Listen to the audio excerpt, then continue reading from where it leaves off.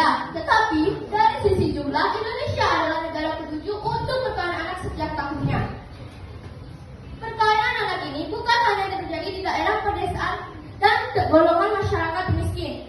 Namun, perkawinan juga masih banyak terjadi di daerah perkotaan yang tergolong masyarakat terkaya. Apa dampak dari perkawinan anak? Dampak perkawinan anak bagi anak laki-laki tentang berdampak buruk. Tetapi bagi anak perempuan, perkawinan anak berdampak sangat buruk lagi.